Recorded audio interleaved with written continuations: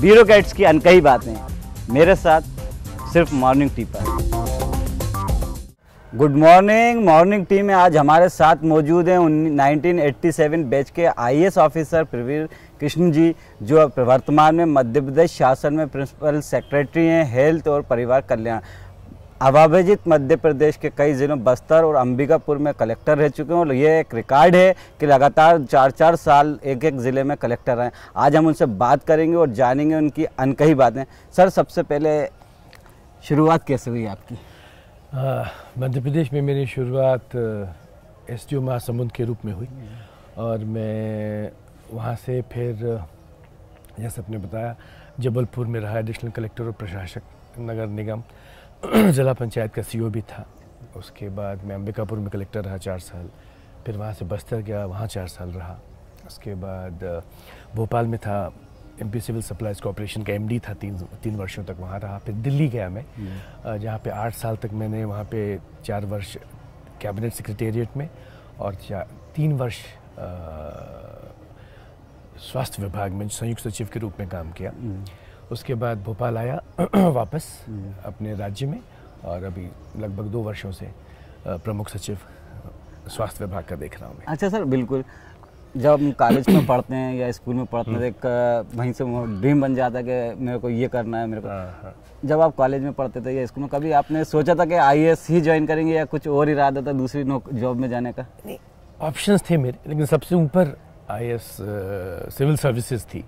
और क्योंकि मेरे परिवार का ऐसा बैकग्राउंड था, मेरे दादाजी और मेरे पिताजी एकेडमिक और सोशल एक्टिविटीज़ से बहुत ज़्यादा जुड़े रहे और उन्होंने हमेशा मुझे प्रेरित किया कि समाज के लिए कुछ करने की आवश्यकता है और समाज में कुछ बहुत चीज़ें हैं जो की जा सकती हैं। तो इसलिए मन में था एक, और उनकी दोनों की प्रेरणा से ये सिविल सर्विसेज का मेरी सर्वोच्च प्राथमिकता थी। वैसे शिक्षा, और चूँकि मेरे दादाजी और पिताजी दोनों ही शिक्षाविद थे, तो शिक्षा के क्षेत्र में भी दूसरा ऑप्शन मेरा था। अच्छा, दूसरा ऑप्शन एजुकेशन में था, फील्ड में जाना था, लेकिन पहला ऑप्शन आपका आईएएस था। तो सर, एक ड्रीम जब पूरा होता है, एक ख्वाब जब पूरा होता है, तो एक अंदर से खुशी मिलती है। चैलेंज, जो चैलेंज आपने अपने समझ रखा, देखिए एक बहुत बड़ा चैलेंज, और इसमें परिश्रम की कोई कितनी आप परिश्रम कर सकते हैं उसकी सीमा नहीं। करीब प्रारंभिक परीक्षाओं से करीब हम लोग के समय में 10 लाख लोग अपेयर होते थे और फाइनली सेलेक्ट होते हैं 70-75 लोग सेलेक्ट होते हैं फाइनली सिविल सर्विसेज के लिए। तो 10 लाख में से चुन के 75 व्यक्तियों की जो परीक्षा है, तो समझिए उसमें 24 घंटे भी प्रतिदिन कम पड़ते हैं। बिल्कुल। तो इसलिए कितनी आप परिश्रम कर सकते हैं और कितने हर मिनट का सदुपयोग, परिश्रम सही दिशा में परिश्रम, तो फिर हर मिनट का सदुपयोग करके जो आपका लक्षित टारगेट की ओर बढ़ने की एक जो लक्षित प्रगति होनी चाहिए वो होनी चाहिए। बिल्कुल सर, एक जो ड्रीम होता है, जब ड्रीम सपना या ख्वाब हकीकत में बदलता है तो एक खुशी मिलती है। तो जब आपका ये ड्रीम प्रोजेक्ट पूरा हुआ या आपका ख्वाब पूरा हुआ, तो आपको ऐसा लगा होगा कि आज आसमान नीचे में ऊपर एक नहीं, खुशी बहुत, जो जीवन के कुछ ऐसे पल होते हैं जिसमें आप क्या महसूस करते हैं आपको पता नहीं चलता है। वो कुछ देर के बाद सिंक इन करता है कि आपका जो ये था, आपने जिसके लिए इतने 2 वर्षों से या 10 वर्षों से जो आपने अपनी पूरी जी जान लगाई थी, वो संभवतः सफल हो गया है। तो शुरू में तो ये सिंक इन नहीं होता। जैसे मुझे जब एग्जाम का रिजल्ट हुआ तो मेरा एक मित्र दिल्ली में था उस समय, उसने 5 बजे फ़ोन किया कि भाई तुम्हारा तो हो गया है। मैंने सोचा क्या बोल रहा है, कैसा हो गया है? फिर 2-4-5 मिनट के बाद ये सिंक इन होता है। फिर वास्तविक रूप से 2-3 दिन के बाद ये लगता है कि नहीं, वास्तविक रूप से ये चयन हो गया। फिर हम लोग गए, समाचार पत्रों में उस समय प्रकाशित होता था, तो फिर समाचार पत्रों में जाके हम दफ्तर में जाके समाचार पत्र लिया हम लोगों ने, फिर देखा, वेरीफाई किया, रोल नंबर देखा। बिलीव नहीं हो पाता कि एकदम से हो गया। नहीं लगता है जिस चीज़ के लिए आप इतनी थे वो संभवतः हो गया है, अच्छा लगता है। आपका पूरा फैमिली बैकग्राउंड सामाजिक रहा, पॉलिटिकल रहा, तो जब अपन प्रशासनिक या एडमिनिस्ट्रेटिव सर्विस में आते तो अवगत था ये कौन सी समस्याएं हैं और कौन सी समस्याएं आती हैं। और हमारा जो ये पूरी जो हमारी कार्य योजना है, जो हमें कार्य करना है, राजनीति और अर्थ और समाज, इन तीनों के समन्वय से ये गाड़ी आगे बढ़ती है। तो दोनों में जितना श्रेष्ठतम समन्वय हो सकता है उतना ही अच्छे कार्य होते हैं। अच्छा सर, और मैंने ये पाया है कि समन्वय हमेशा ही संभव है। अच्छा सर, जब आप अंबिकापुर कलेक्टर आए या बस्तर कलेक्टर आए तो ये अविभाजित मध्य प्रदेश का अंग हुआ करते थे। उस टाइम आई एक मतलब दूरांचल टफ जॉब मानी जाती थी। मैं बताऊं, अंबिकापुर में जब मैं था तो 32 विकास खंड थे और वहाँ पे 18 अनुभाग थे और 27 तहसीलें थी। बस्तर में मैं गया तो वहाँ भी 32 ही विकास खंड थे, 18 विभागीय अधिकारी थे और कितने वहाँ 28 तहसीलें थी और एक कोने से दूसरे कोने तक 410 किलोमीटर की वो दूरी थी। तो हम लोग दौरे पे निकलते थे तो पूरा बोरिया बस्ता बांध के 7 दिन के लिए जाते थे, उसके बाद लौट के आ पाते थे। अंबिकापुर में पहुँचविहीनता की बड़ी समस्या थी, तो वहाँ एक सहस्त्र सेतु योजना प्रारंभ हुई थी। 2 वर्षों की अवधि में लगभग 1000 पुल पुलियाँ बनाई गई थी, कनेक्टिविटी की। बस्तर में वो इमली आंदोलन से वो वहाँ की गरीबों के लिए जो लघु वनोपजों की खरीद बिक्री की योजना है, बड़ी अच्छी चली थी उस समय।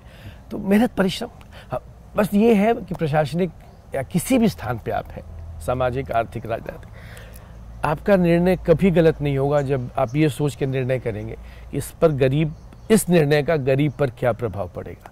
और मैंने पाया है कि 27वां वर्ष है मेरा, 28वां वर्ष, उसमें कभी भी गलत निर्णय नहीं है। क्रियान्वयन उसकी कितनी अच्छे से आप कर पाए ये आपकी विल पावर और टीम पर डिपेंड करता है, लेकिन निर्णय इस सोच के साथ लीजिए। सर, गिने चुने ही अफसर होते हैं, अधिकारी होते हैं जो एक ही पोस्ट पे एक ही जिले में इतने लंबा कार्यकाल मैं पूरा बताऊं, मैं 28 सालों में मेरा एवरेज कार्यकाल 3 साल से कम संभवतः कहीं नहीं रहा है। मैं अनुभागीय अधिकारी क्योंकि 2 साल रह सकता हूँ इसलिए 2 साल रहा महासमुंद में, लेकिन संभवतः उसके बाद जहाँ मैंने कार्य किया, जबलपुर में रहा 3.5 साल एडिशनल कलेक्टर और प्रशासक नगर निगम, अंबिकापुर में रहा 4 साल, आपको जैसे बताया, बस्तर में रहा 4 साल, दिल्ली में दो विभागों में 4 साल रहा, नगर निगम आपूर्ति निगम का मैं MD था तो वहाँ पर 3.5 साल रहा। तो मैंने ये पाया कि अच्छा कार्य करिए और समन्वय बना के रखिए तो हमेशा समर्थन मिलता है, हमेशा मार्गदर्शन मिलता है और हमेशा उस कार्य को गति देने की जो राजनीतिक इच्छा शक्ति हमेशा रहती है कि इस अच्छे कार्य को और गतिशील बनाइए और बेहतर करिए। और हमेशा संरक्षण रहता है, मार्गदर्शन तो छोड़िए, संरक्षण रहता है। मैंने तो हमेशा अपने लिए पाया है कि लोगों की दुआएं भी हमेशा मुझे संरक्षण मिला है। और आप सभी हमारे जो मेरे साथ जिसके साथ भी मैंने काम किया हमेशा मुझे संरक्षित किया है। हमेशा मेरी कठिनाइयों में मेरे साथ रहे। नहीं सर, बिल्कुल। पता नहीं लोगों में कुछ ऐसी भावना है, लेकिन मेरे तो 28 साल का अगर आप पूछे तो हमेशा मुझे संरक्षण मिला, बिल्कुल ऑलवेज। चाहे वो माननीय मुख्यमंत्री जी हों, चाहे मेरे वो मंत्री जी रहे हों, हमेशा हमारी जो टीम की जो कार्य रहते हैं उनसे सलाह करके, चर्चा करके उनके निर्देशों का रूप में बनाता हूँ और फिर गरीबों के हित का ध्यान रख के उसका क्रियान्वयन करता हूँ।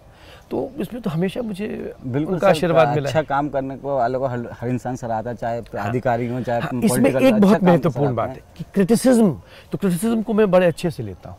किसी कार्य में कमियां तो हैं, अगर कोई ये सोचे कि मैं ये कार्य कर रहा हूँ कठिनाई कोई नहीं है तो फिर तो दुनिया का बाहर का आदमी है, स्वर्ग में उसको रहना चाहिए। अच्छा सर, इसलिए कठिनाइयों को कि मैं एकत्रित जानकारी स्वयं करता हूँ। जैसे मैंने आपको बताया ये टीम हेल्थ मैंने एक फेसबुक पर बनाई है, 15,000-16,000 उसमें सदस्य हैं और प्रतिदिन मुझे हजारों फीडबैक, तो मुझे हर गांव की लगभग स्थिति मुझे मिल जाती है। बिल्कुल सर, मैं भी देखता हूँ कि आपके रोज अपडेट रहते हैं फेसबुक पे, आप वहीं से फेसबुक से प्रतिदिन मुझे राज्य के कम से कम 20-25 हज़ार ग्रामों की सही आकलन की स्थिति मिलती है कि यहाँ मलेरिया का, यहाँ पर फीवर का, यहाँ पर ये, और तत्काल हमारे दल फिर उसमें पहुँचते हैं। एक तरीके से कहा जा सकता है प्राइम मिनिस्टर मोदी जी जो चाहते थे फेसबुक का सोशल मीडिया बहुत सोशल मीडिया का, मैं आपको बताऊँ सोशल मीडिया आजकल बहुत सशक्त है।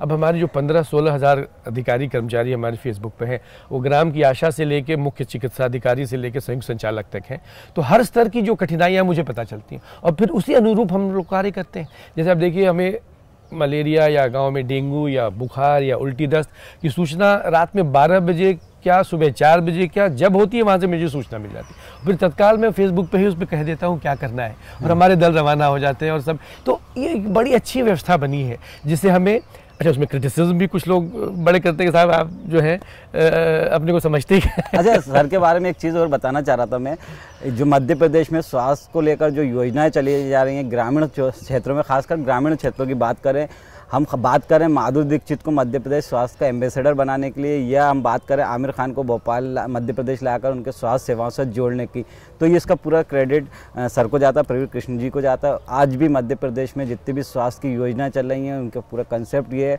और लगातार मॉनिटरिंग करते हैं और बराबर स्वास्थ्य को लेकर गंभीर नजर आते हैं। सर, ये आइडिया कैसे आया कि माधुरी दीक्षित को या आमिर खान साहब को भोपाल मध्य प्रदेश का ब्रांड एम्बेसडर बनाया जाए स्वास्थ्य को लेकर? माननीय मुख्यमंत्री जी की ये मंशा थी कि इस पूरी योजना को जन आंदोलन बनाइए, क्योंकि ये कि सरकारी अमला और सरकारी काम और सरकारी व्यवस्था और सरकारी कमियां अच्छी बुरी, इससे ये काम चलेगा नहीं। उनके मन में जो एक उनका बड़ा व्यापक सोच है, तो उनका ये कहना था कि जन आंदोलन के रूप में जब चलेगा, जब लोग इसको स्वीकार करेंगे, तब इसका फायदा उन्हें प्राप्त होगा। हम कहें होंगे कि ये गलत वो सही, से विवाद में पड़ने की आवश्यकता नहीं। तो उनके ये निर्देश थे कि जन आंदोलन बनाने के लिए इसमें आप, मेरा नेतृत्व, उन मुख्यमंत्री जी का बड़ा स्ट्रॉन्ग नेतृत्व है, और फिर जन जन तक पहुंचाने के लिए बहुत सारी प्रक्रियाएं प्रारंभ की गई। उसमें एक ये था कि कुछ ऐसे सेलिब्रिटीज़ जिनका चेहरा पहचाना हुआ है। अब माधुरी दीक्षित स्वयं एक माँ है, तो ममता अभियान में अगर वो माताओं से कहेंगे कि आप एनीमिया के लिए लाल गोलियां खाइए, बच्चों को स्वस्थ रखिए, अपने खून और पेशाब और इसकी जांच कराते रहिए, जिसमें जो आवश्यक दवाइयाँ लेते रहिए, पौष्टिक भोजन करिए, तो फिर मेरे कहने से वो बात नहीं जमती है।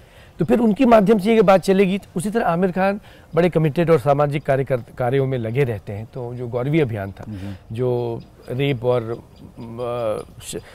ऐसे प्रताड़नाओं से जो महिलाओं को गुजरना पड़ता है समाज में, उसके लिए उनका बड़ा स्ट्रॉन्ग कमिटमेंट है, और उन्होंने उसके लिए सहर्ष स्वीकृति। और इन सबों से बताऊं कि उन्होंने एक पैसा, मतलब एक फूटी कौड़ी भी उसके लिए जो भी उसमें अपने व्यवसाय, अपने वैसे के और सारी व्यवस्था उसमें कर रहे हैं। सर, एक चीज इसमें बराबर ये एलिगेशन लगते रहा है कि इसमें लाखों रुपए, करोड़ों रुपए ये एम्बेसडर बनाने में खर्च कर दिए, क्योंकि जब कोई आदमी आगे बढ़ता है या सफल होता है या उसकी योजना आगे बढ़ती है, तो कहीं ना कहीं क्रिटिसिज्म भी होता है। समाज में हर व्यक्ति का एक रोल है, हमारा रोल है करने का, लोगों का उसमें खामियां ढूंढने का भी एक बड़ा। तो खामी अगर सही है तो उसे दूर कर दिया जाएगा। अगर उनके पास वो गलत सूचना प्राप्त है तो उसको भी सही सूचना से ठीक करना बहुत आवश्यक है। तो सबका एक समाज में बड़ा अच्छा रोल है।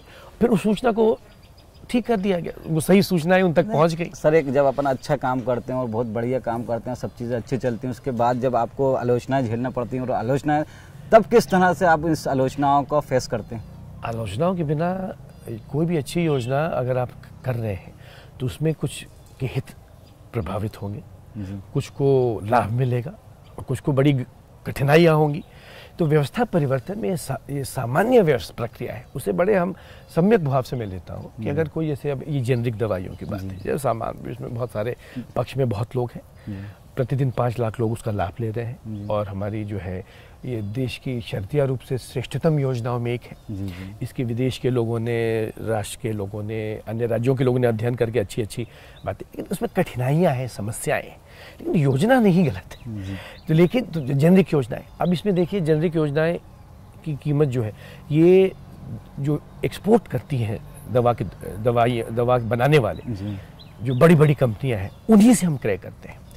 लेकिन ब्रांडेड दवाइयाँ जो है वो उसकी 10 गुनी कीमत होती है। जैसे आपने ये शर्ट पहना है, इसी कपड़े की, एग्जैक्टली इसी कपड़े की मैं नॉन ब्रांडेड अगर एक कमीज़ खरीदूंगा तो वो 200 रुपये की मिलेगी, और इसमें एक छापा लगा दूंगा वैन ह्यूसन का या किसी भी कंपनी की, तो इसकी कीमत 5000 हो जाएगी। इसी कपड़ा वही है, कपड़ा में कोई फर्क नहीं है। Yes sir. तो जेनरिक दवाइयों में वही है, केमिकल कॉम्बिनेशन वही है, वही कंपनियां बनाती हैं, लेकिन उसमें अगर उन्होंने नाम लिख दिया, ब्रांडेड हो गई, तो उसकी 10 गुना कीमत बढ़ जाए। नहीं, तो इसीलिए हमने एक नीति, राज्य शासन की जो नीति थी कि हर को निःशुल्क दवाइयां देनी है। तो 7 करोड़ लोगों को हम 10,000 करोड़ की दवाइयां नहीं दे सकते, कोई विभाग ऐसा बजट नहीं बना सकता है। तो देश के जो केंद्र सरकार है, समस्त राज्य सरकार है, medical council of India, state council, medical council है, सब ने ये लिखित आदेश किया है कि जेनरिक दवाइयों का ही उपयोग किया जाए। ये अनएथिकल है ब्रांडेड दवाइयां लिखना। तो फिर हमने उस योजना को नीतिगत रूप से बनाकर, राज्य शासन ने उसकी अनुमति दी, कैबिनेट ने उसकी मंजूरी दी, और हम लोगों ने वल्लभ भाई, माननीय मुख्यमंत्री जी के निर्देशों के अनुरूप ये सरदार वल्लभ भाई निःशुल्क औषधि वितरण योजना प्रारंभ की है, जो देश की श्रेष्ठतम योजनाओं में है। दूसरे लोग इसकी नकल कर रहे हैं।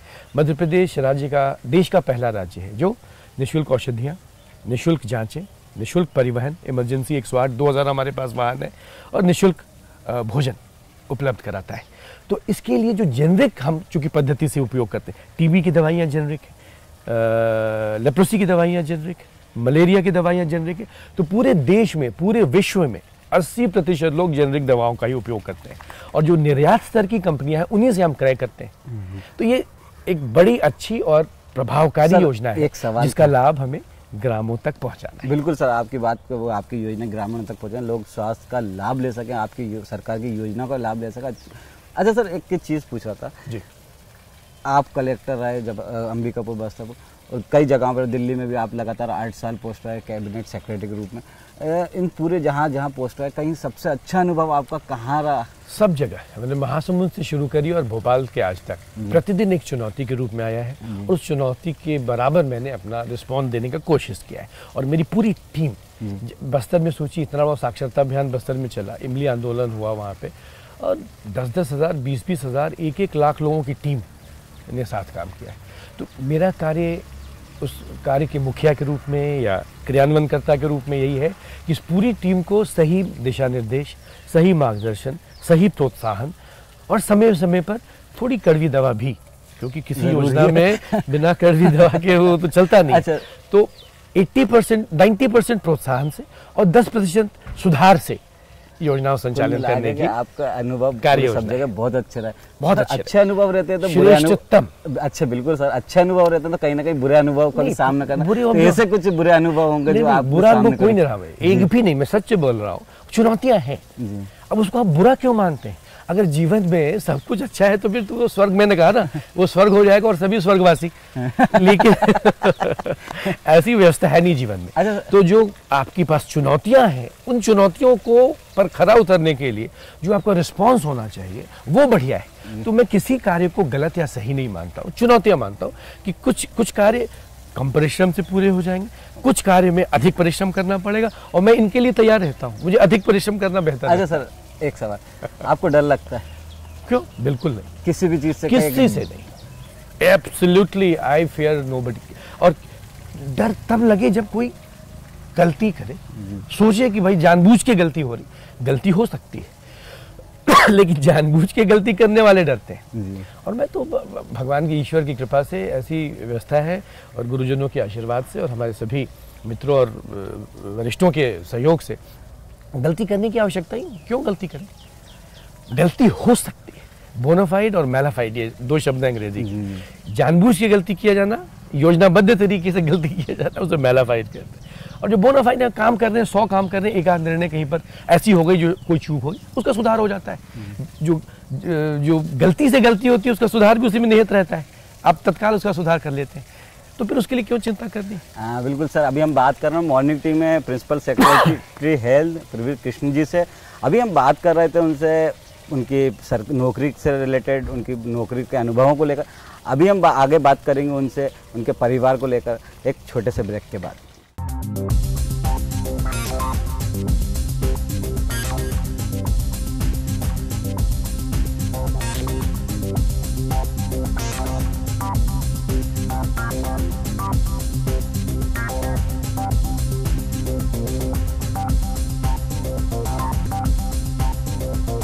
ब्यूरोक्रेट्स की अनकही बातें मेरे साथ सिर्फ मॉर्निंग टी पर।